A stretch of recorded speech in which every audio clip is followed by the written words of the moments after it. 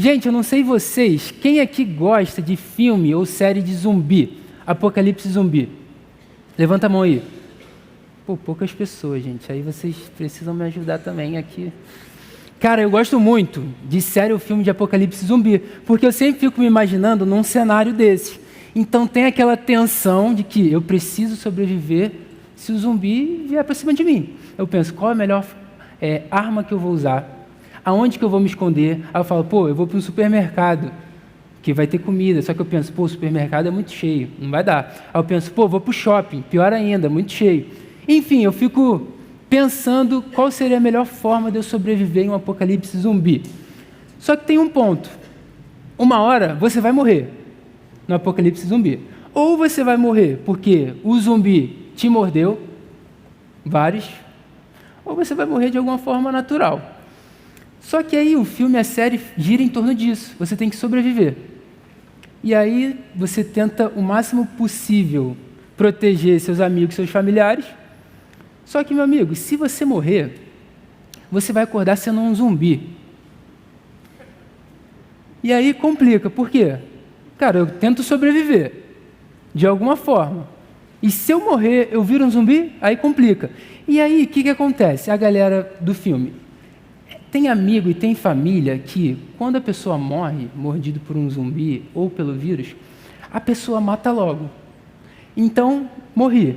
Aí dá um tempo, começa a se debater lá, vira um zumbi. Aí a pessoa mata logo.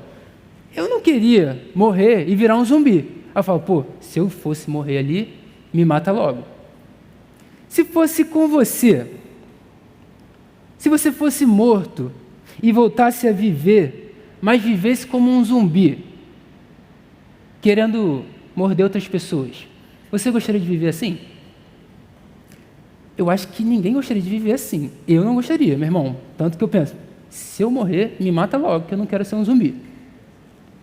Mas e se você fosse morto e voltasse a viver para sempre, de forma maravilhosa, de forma abundante, preciosa, sem mais medo, sem mais angústia? Você gostaria de viver assim? Eu acho que todos nós gostaríamos de viver assim. Queridos, é isso que Cristo faz com a gente. A Bíblia diz que eu e você estávamos mortos em nossos pecados e em nossas transgressões. Mas Deus, sendo rico em misericórdia, por causa do seu grande amor, nos amou, mesmo nós estamos mortos. E Ele nos deu vida com Cristo. E a Bíblia diz que pela graça nós somos salvos. E Ele nos ressuscitou e fez nos assentarmos nas regiões celestiais em Cristo Jesus. E Deus fez isso para mostrar a suprema riqueza da sua graça em bondade para comigo e com você em Cristo Jesus. Isso está lá em Efésios. Se hoje nós temos vida, nós só temos por causa de Jesus. Porque a Bíblia diz que todos pecaram e estão destituídos da glória de Deus. Por isso, vamos ler o texto, João, capítulo 11, versículo 17 ao 27. E o texto diz assim: quando Jesus chegou, encontrou Lázaro já sepultado havia 4 dias. Ora, Betânia ficava a mais ou menos 3 quilômetros de Jerusalém. Muitos dos judeus vieram visitar Marta e Maria, a fim de consolá-las por causa do irmão. Marta, quando soube que Jesus estava chegando, foi encontrar-se com ele. Maria, porém, ficou sentada em casa. Então Marta disse a Jesus: se o Senhor estivesse aqui, o meu irmão não teria morrido. Mas também sei que, mesmo agora, tudo que o Senhor pedir a Deus, Ele concederá. Jesus disse a ela: o seu irmão há de ressurgir. Ao que Marta respondeu: eu sei que ele há de ressurgir, na ressurreição, no último dia. Então Jesus declarou: eu sou a ressurreição e a vida. Quem crê em mim, ainda que morra, viverá. E todo o que vive e crê em mim não morrerá eternamente. Você crê nisto? Marta respondeu: sim, Senhor.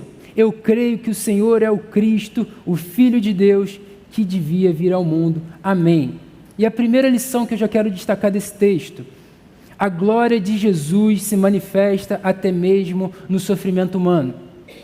E a gente pode pensar, cara, a glória de Jesus eu acho que só se manifesta em momentos bons da nossa vida. A gente pensa, pô, casei, glória a Deus. Estou namorando, glória a Deus. Arrumei um emprego, glória a Deus. E a gente meio que limita a glória de Deus a momentos maneiros da nossa vida.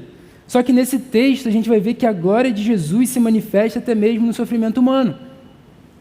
Galera, a gente lê um relato agora do Evangelho de João que diz respeito a Lázaro e a sua família.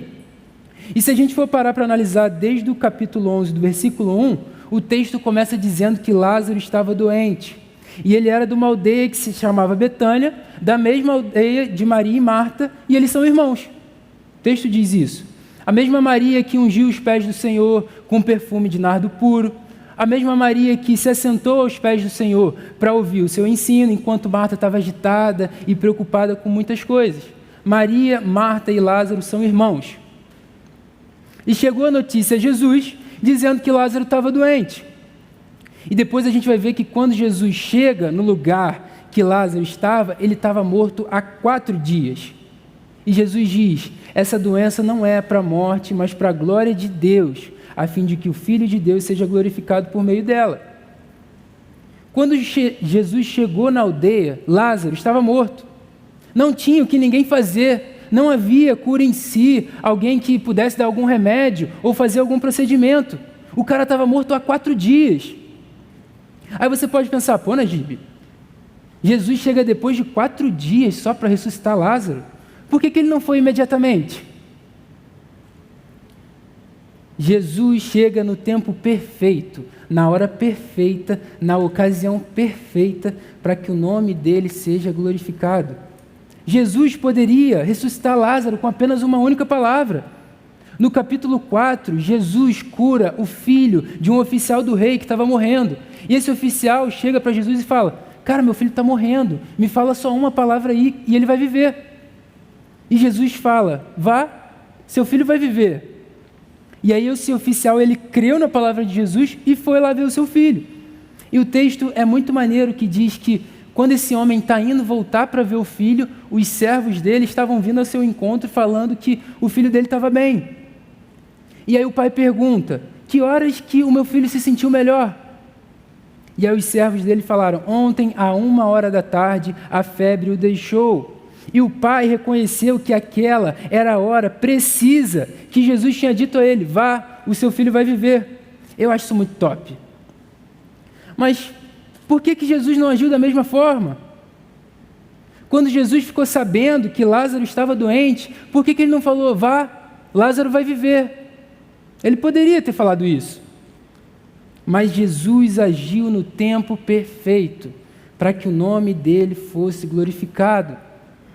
Mas por que 4 dias? Morto há tanto tempo. E aí os estudiosos entendem que tem a questão da distância do lugar que Jesus estava, e eles entendem que a mensagem demorou 1 dia para chegar até Jesus, e que Lázaro morreu assim que o mensageiro deixou lá onde Lázaro estava com a notícia de que ele estava doente. Então, 1 dia. E aí depois o texto diz que Jesus demora mais 2 dias para ir ao encontro de Lázaro e depois ele vai. 4 dias. Aí tu fala, por que, Jesus? A gente gosta de questionar. Por que, Jesus? Por que você não foi antes? Por que você não agiu logo? Provavelmente ele estaria vivo se você tivesse ido antes. E quantas vezes a gente bota Jesus na prova? Ah, Jesus, se tivesse feito isso na minha vida, se eu conseguisse um namorado, uma namorada, se eu casasse, aquele emprego dos meus sonhos. Jesus, se você tivesse feito isso antes, seria tão melhor. Irmão, para de reclamar. Para de murmurar com Jesus, achando que o seu tempo é soberano. O seu tempo não é soberano. Você não tem o controle de todas as coisas. Jesus estava agindo no tempo perfeito. Nunca antes tinha acontecido algum milagre de ressuscitar um morto depois de 4 dias. Ressuscitar alguém depois de estar morto por 4 dias era algo impensável. As pessoas achavam praticamente impossível. Então, galera, essa demora de 4 dias, Lázaro já estava bem morto. Isso aconteceu para que ninguém interpretasse mal o milagre da ressurreição. como se fosse apenas alguma restauração ou algum ato de curar qualquer. E a glória de Jesus foi manifesta até mesmo no sofrimento humano. Segunda lição: só Jesus tem o poder de dar vida ao que estava morto. E ao verso 21 diz que Marta disse a Jesus: se o Senhor estivesse aqui, o meu irmão não teria morrido. Mas também sei que mesmo agora, com o irmão morto há 4 dias, tudo que o Senhor pedir a Deus, Ele concederá. E aqui tem um ponto importante. Marta sabia da autoridade de Jesus, ela sabia do poder de Jesus, mas não quer dizer que Marta pediu para Jesus ressuscitar o seu irmão. Ela só falou: tudo que o Senhor pedir a Deus, Ele o concederá. E por que a gente pode afirmar isso?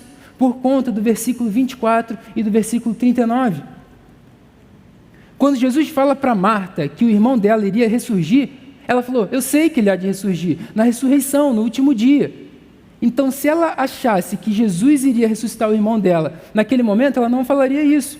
E lá no verso 39, quando Jesus está de frente para o túmulo de Lázaro, ele diz: tirem a pedra.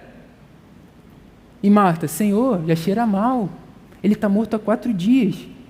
Então entende que se ela achasse que Jesus iria ressuscitar Lázaro naquele momento, ela não falaria essas coisas, ela falaria: Senhor, vai, vou tirar a pedra aqui, faz a tua obra. Eu sei, Senhor, que o Senhor tem poder de ressuscitar ele agora, mas ela não falou isso. E esse texto mostra para a gente que só Jesus tem o poder de dar vida ao que estava morto. E uma certeza nós temos nessa vida. Você não precisa ser crente para ter essa certeza. Nós vamos morrer. Eu e você um dia vamos morrer. Pode ser hoje, amanhã, depois de amanhã, quem sabe? A gente pode ter muitas dúvidas, incertezas, medos e inseguranças, mas uma coisa é certa: você um dia vai morrer. E o que você tem feito da sua vida?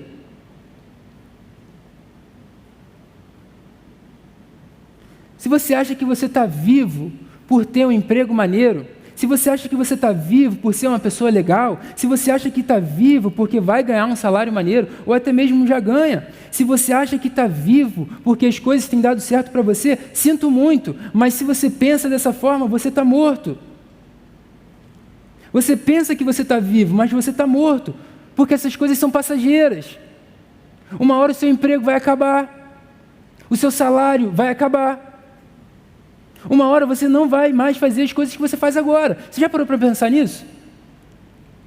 Eu não estou dizendo para que você não estude, não se qualifique, não seja um bom profissional. Estude, se qualifique, seja um ótimo profissional. Sim, mas o que eu estou querendo dizer é que o seu coração não deve estar nessas coisas, porque essas coisas, por mais que sejam muito maneiras, são eternamente inúteis. Mas tem algo muito mais além e muito mais custoso do que os seus bens materiais, do que a sua vida aqui. Se você é uma pessoa que está fundada no pecado e nos seus prazeres carnais, você está morto. Se você não se arrepende, você está morto. Se você não nega a si mesmo, toma a sua cruz e segue a Cristo, você está morto. Por quê? Porque sem Jesus não há vida. Sem Jesus não há salvação para você. Sem Jesus você está morto. Sem Jesus você morrerá eternamente e experimentará do juízo de Deus sobre a sua vida. Ou você acha que por você ser uma pessoa legal, pelas pessoas gostarem de você, o juízo de Deus não pode cair sobre a sua vida? Deus tem o poder de lançar qualquer um no inferno. Deus pode a qualquer momento te lançar no abismo. Só aqueles lavados, remidos, purificados pelo sangue de Jesus não experimentarão isso. Só aqueles que nasceram de novo, tiveram um coração transformado e regenerado, poderão herdar a vida eterna. E isso acontece por causa de Jesus. Nós estávamos mortos em nossos pecados, como eu li aqui, mas Jesus nos amou. E agora não há mais condenação para os que estão em Cristo Jesus. Quem crê em Jesus, ainda que morra, viverá eternamente. E essa é a terceira lição. Quem crê em Jesus, ainda que morra, viverá eternamente. Depois de tudo isso que aconteceu, Jesus declara para Marta: Eu sou a ressurreição e a vida. Quem crê em mim, ainda que morra, viverá. E todo que vive e crê em mim não morrerá eternamente. Você crê nisto? Você crê nisso? Quando Jesus fala isso para Marta, ele quer desviar o foco dela no que tange apenas a ressurreição no último dia. Porque o mesmo Senhor Jesus que falou aqui que é a ressurreição e a vida, é o mesmo Senhor que vai voltar para buscar a sua igreja de forma pessoal, de forma audível, de forma gloriosa e de forma vitoriosa. E a Bíblia diz que os que morreram em Cristo ressuscitarão primeiro. O que isso significa? Se eu morro hoje e Jesus volta semana que vem, e você está vivo, eu vou ressuscitar antes de você. Entendeu? A Bíblia diz isso. A gente pode ter morrido queimado, a gente pode ter sido completamente destruído, a gente pode ter virado pó, sido cremado. Mas o mesmo Espírito que ressuscitou Jesus dentre os mortos, também vai nos ressuscitar naquele grande dia. E Ele vai juntar cada pedacinho do nosso corpo corruptível, do nosso corpo mortal, e Ele vai nos dar um corpo glorioso. Assim como Ele não só dá o pão do céu, mas Ele é o pão da vida. Assim como Ele não só faz jorrar a água da rocha, mas Ele é a fonte de água viva. Assim também Ele não só ressuscita os mortos no último dia, mas Ele mesmo é a ressurreição e a vida. Porque Ele tem total autoridade sobre a vida e sobre a morte. Ele venceu a morte. Não existe nenhuma pessoa na face da terra capaz de vencer a morte. Alá não venceu a morte, Maomé não venceu a morte, Buda não venceu a morte, Allan Kardec, Maria não venceram a morte. Só Jesus venceu a morte. Por isso que Ele pode declarar que Ele é a ressurreição e a vida. E todo o que nele crê não perece, mas tem a vida eterna. E aí olha o que João diz. Pois assim como o Pai, Deus, ressuscita e vivifica os mortos, assim também o Filho, Jesus, vivifica aqueles a quem quer. Queridos, essa não é uma vida qualquer. É uma vida que Cristo oferece. É uma vida salvadora. É uma vida eterna. Mesmo você morrendo, você vai viver eternamente. Quem vive e crê em mim não morrerá eternamente. Então, quando Jesus fala que Ele é a ressurreição e a vida, Ele está dizendo que Ele tem total poder para ressuscitar um morto, como foi o caso de Lázaro. Mas Ele também vai nos ressuscitar naquele grande dia. E não fica por aí, porque senão Ele só falaria, eu sou a ressurreição. Ele também diz, eu sou a vida.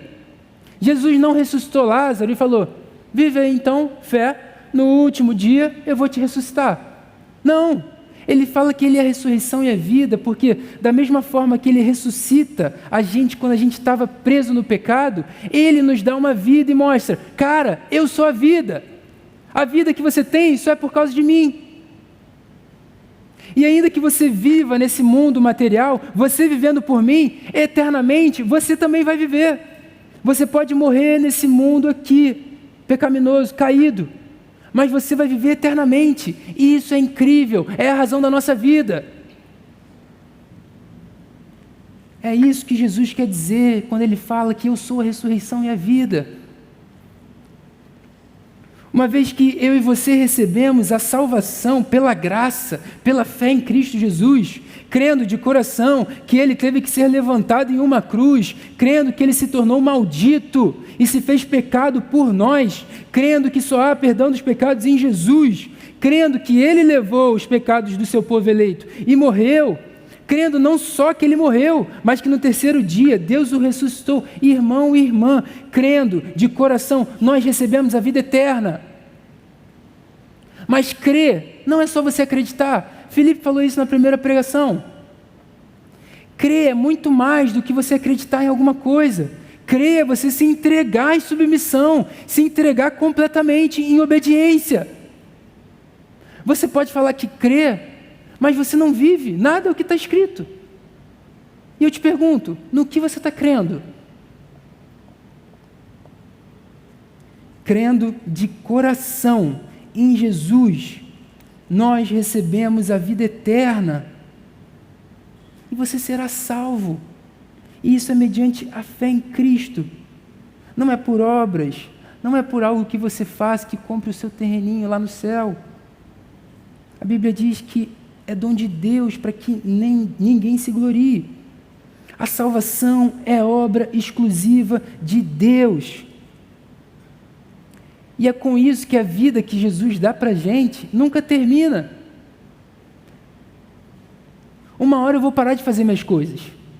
Uma hora eu vou parar de comer minhas esfirras na torre depois do culto. Estarei em outro culto. Entendedores entenderão. Aleluia. Top. Uma hora eu não vou mais exercer a medicina. Uma hora eu não vou mais andar de carro. Uma hora eu não vou estar mais aqui. Você também não vai estar mais aqui. Uma vez que eu e você recebemos a vida eterna, o nosso papel é crer e se entregar de todo o coração. E é nesse sentido que eu e você, vivendo em Cristo e crendo nele, não morreremos eternamente. A gente pode morrer para esse mundo material, mas viveremos para sempre. E não é vivendo de forma doidada. Jesus não ressuscitou Lázaro, Jesus não me ressuscitou para que eu vivesse de qualquer forma aí nesse mundo. Mas vivendo de forma piedosa, porque reconhecemos o que Cristo fez, o que Cristo continua fazendo e o que Ele fará. E com isso, todo aquele que vive aqui e crê em Jesus, não vai morrer eternamente. Agora pensa comigo aqui. Ou Jesus era um lunático, doido. Imagina um homem chegar na tua frente e falar: eu sou a ressurreição e a vida. Se você crê em mim, cara, você viverá eternamente. Imagina um cara chegando para você e falando isso hoje. Aí você fala, ou ele é um lunático doido, ou ele é realmente quem ele diz ser. Aí eu fico pensando, como um lunático doido pode causar tanta transformação? Como um lunático, um doido, é capaz de fazer com que o nosso coração deseje as coisas de Deus? Como isso pode acontecer? Se você tiver essa resposta, por favor, você me fala. Ou ele é um lunático, ou ele é realmente quem ele diz ser. E eu prefiro ficar com a segunda opção. E aí tem um teólogo que ele falou uma parada que eu achei muito maneira. Ele falou assim, Jesus precisou falar, Lázaro, venha para fora, quando ele foi ressuscitar Lázaro, porque se ele só falasse, venha para fora, seria bem capaz de outros mortos ressuscitarem mediante a palavra de Jesus. Tamanho é o seu poder e a sua autoridade. Querido, diante dessas lições, eu gostaria de fazer uma única aplicação para a gente nessa noite. Mas eu queria dar um recado. Se tem alguém aqui que não é crente ou não tem certeza do que crê, eu gostaria que você fosse embora com alguma coisa para pensar. Eu gostaria que você fosse embora com algo para guardar e amadurecer um pouco isso no seu coração. Primeira e única aplicação dessa noite. Faça de Jesus o seu Senhor e Salvador, crendo de coração que só Ele é a ressurreição e a vida. Mas para isso, você precisa reconhecer os seus pecados diante de Deus.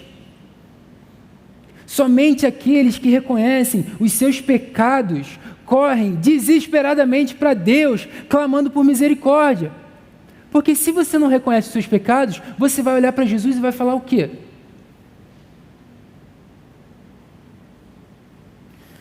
A Bíblia diz que o pecado é maligno.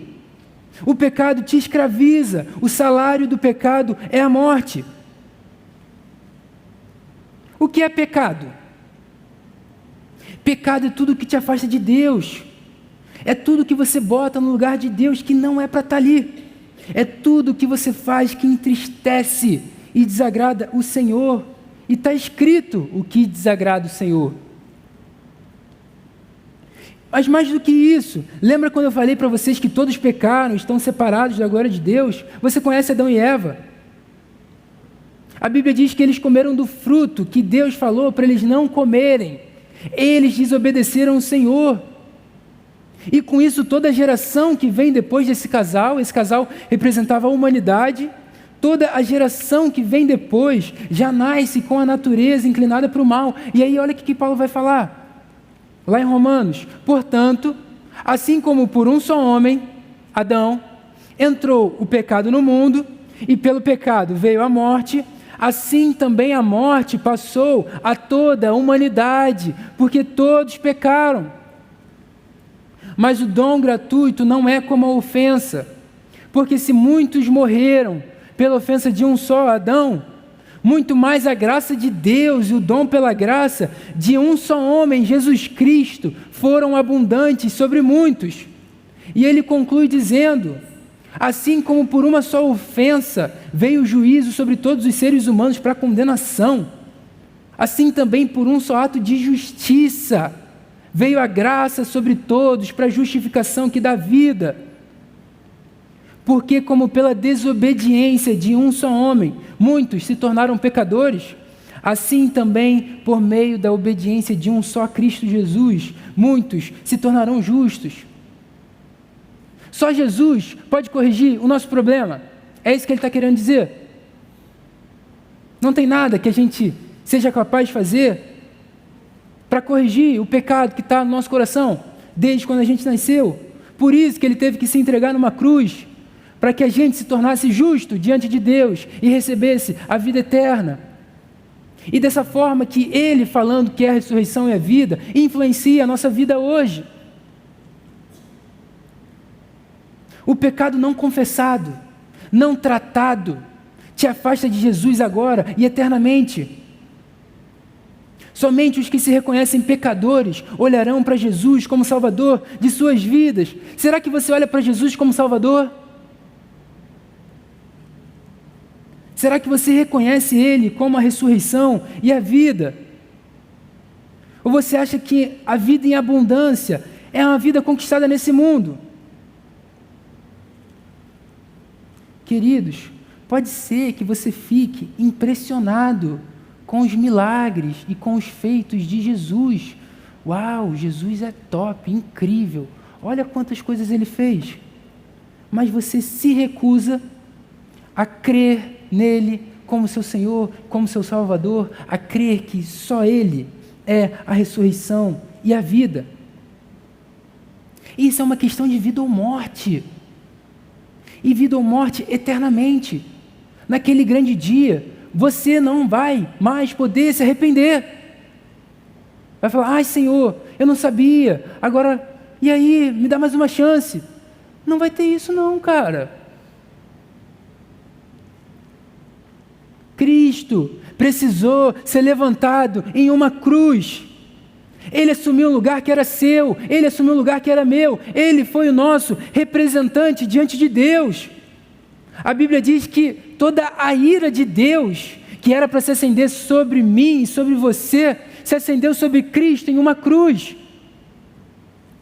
Mas parece que a gente se esquece, se torna tão natural, tão padrão. Como assim, cara? Cristo se fez maldição, Ele se fez pecado.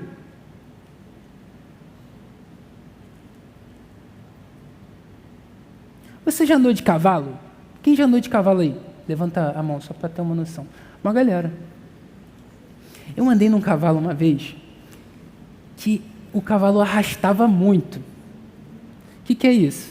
Quando você tem que segurar a rédea, todo mundo sabe, né? Direita, esquerda, vai, segura. E aí, quando o cavalo arrasta muito, você tem que segurar muito a rédea, porque quando você solta, o cavalo dispara. Aí teve uma mulher que andou nesse cavalo uma vez. Não sei o que aconteceu, que ela, eu acho que soltou, sei lá. O cavalo disparou com ela. Aí ela, socorro, socorro, alguém me ajuda. Desculpa, tu tá rindo disso.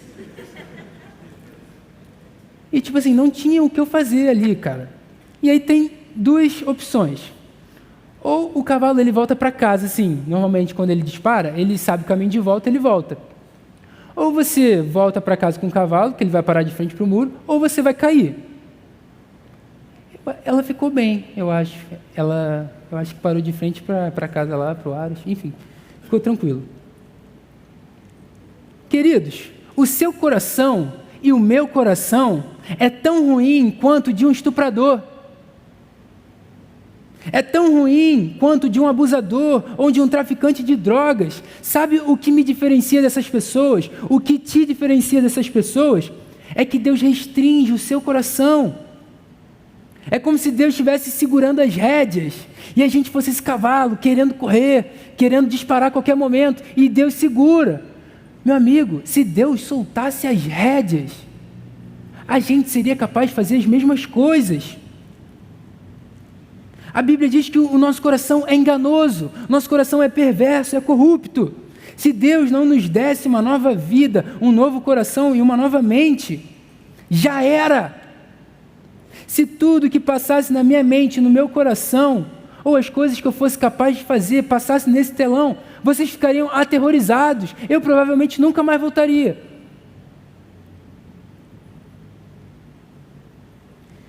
Eu e você só podemos entrar no reino de Deus por intermédio da obra salvadora de Cristo naquela cruz. Não há salvação em nenhum outro nome debaixo da terra. Permita-me ilustrar isso um pouco melhor. 2 amigos, jovens, 25 anos, vamos botar uma média. Mateus e Marcos. Tem algum Marcos aí? Tranquilo. Mateus e Marcos.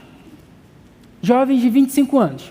Mateus chega para o Marcos e diz assim: ô Marcos, se a gente morrer amanhã, cara, será que a gente vai ser salvo?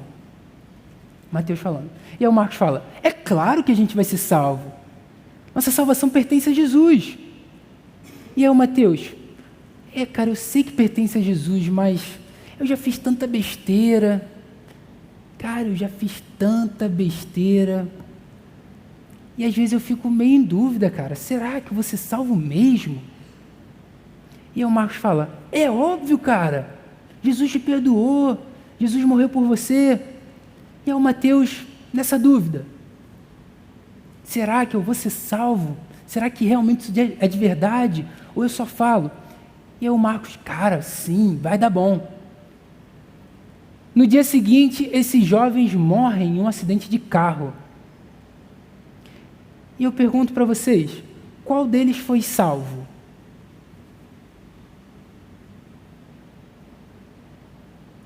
E a resposta é óbvia: os dois foram salvos. Porque a salvação deles não dependia da intensidade ou da clareza da fé exercida por eles. A salvação deles dependia só de Cristo. E isso faz total diferença. E é assim que nós recebemos uma vida abundante em Cristo, sabendo que não é pelo meu braço, não é pelo meu esforço, tudo é dele, é por meio dele e é para ele. E nós vimos aqui, ele é o pão da vida, ele é a luz do mundo, ele é a porta das ovelhas, ele é o bom pastor, ele é a ressurreição e a vida, ele é o caminho, a verdade e a vida, ele é a videira verdadeira, ele é o nosso Senhor, é o nosso Salvador. Ele não é o grande eu era, ele não é o grande eu serei, ele é o grande eu sou, ele é o nosso Deus, ele é o príncipe de Israel.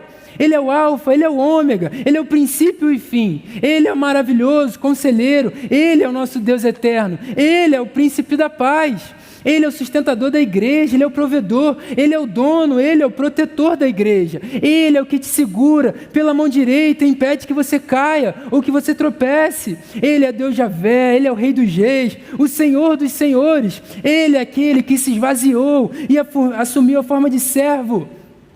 Ele se humilhou e foi obediente até a morte de cruz. Por isso que Deus o exaltou à mais alta posição, dando-lhe o nome que está acima de todo nome, para que o nome de Jesus se dobre em todos os joelhos, nos céus e na terra e debaixo da terra, e toda língua confesse que Jesus Cristo é o Senhor. Ele é aquele que governa com autoridade, Ele é a imagem do Deus invisível, Ele é aquele que nos liberta do poder das trevas e nos transporta para o seu reino de luz. Ele é o primogênito de toda a criação, Ele é o Cordeiro de Deus que tira o pecado do mundo, Ele é antes de todas as coisas, Ele é aquele que nos reconciliou com Deus mediante a sua morte de cruz, Ele é aquele que nos faz justos diante do seu trono de glória e majestade. Ele é o nosso resgatador, Ele é aquele que vive para todo sempre, pelos séculos dos séculos. Jesus é a razão da nossa vida. E João diz, estes milagres, sinais e maravilhas foram registrados para que vocês creiam que Jesus é o Cristo, o Filho de Deus, e para que, crendo, tenham vida em seu nome. Creia de todo o seu coração no Cristo crucificado e ressurreto no terceiro dia. Amém? Vamos orar? Senhor, obrigado por essa palavra, obrigado porque o Senhor se revelou a nós nas Escrituras, obrigado porque de fato, Senhor, o Senhor é a ressurreição e a vida. O Senhor nos deu vida quando a gente não era nada. O Senhor nos garante a salvação, a vida eterna. Jesus, que privilégio é poder viver debaixo da sua palavra, viver na certeza de que eu serei salvo pelo seu sacrifício, por tudo que o Senhor fez. Então, Jesus, fala com cada um, toque em cada coração, traga para perto, Senhor, para que essas pessoas entendam que Tu és o Cristo, o Filho do Deus vivo. Em nome de Jesus, amém.